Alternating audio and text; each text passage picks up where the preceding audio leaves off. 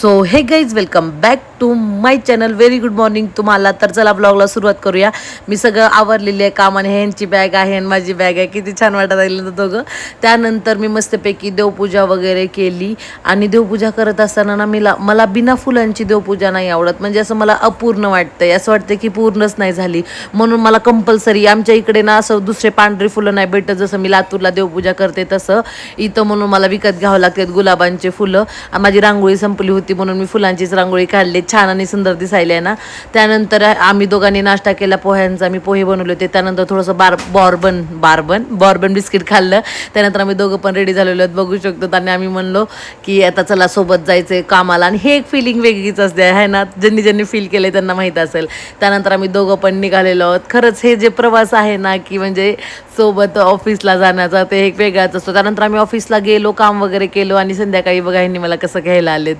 आणि ह्यांनी घ्यायला आलेत पण ऊन अजूनही प्रखर होतं. एवढं जास्त ऊन होतं ना की बस. मग एवढं जास्त ऊन आहे म्हणून ह्यांना माझी काळजी आहे म्हणून ह्यांनी मला घ्यायला आले होते. मग ह्यांना म्हणले काहीतरी खाऊ वाटायले. मग ह्यांनी म्हणले चल मग तू आईस्क्रीम घे, मी तोपर्यंत आपल्यासाठी भज्जी आणि समोसा आणतो. मग हे बघा भज्जी आणि समोसा आणलो होतो.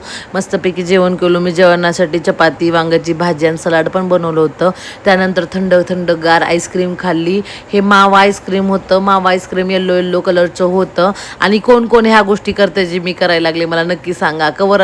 आणि ना त्यांना असं दाबलं होतं ना तर अर्धा आईस्क्रीम त्यालाच लागलं होतं. तुम्हाला असं वाटत असेल पण खरंच. त्यानंतर मग मी लिंबू पाणी पण पिले कारण की मला असं वाटलं की जरा हायड्रेट व्हावं म्हणून. त्यानंतर मग मी घरी आले आणि आज बुधवार होतं म्हणून लाईट गेलती तुम्ही बघू शकतो.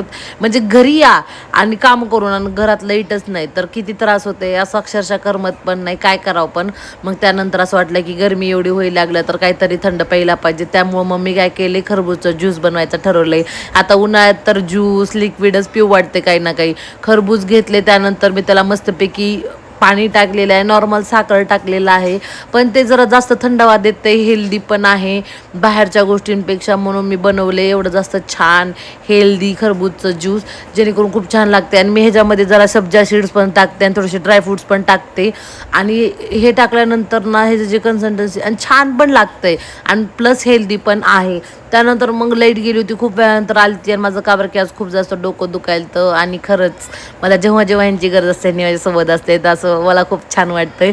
मस्तपैकी ह्यांच्याकडून थोडीशी सेवा करून घेतले. छान ह्यांनी माझं डोकं वगैरे दाबलं. त्यानंतर आम्ही मस्तपैकी जेवण वगैरे केलो, आराम केलो. भेटूया नेक्स्ट व्हिडिओमध्ये. तोपर्यंतसाठी tata bye bye. Lots of love. आणि हो हा आमच्या प्रेमाला नजर लावू नका. Bye bye.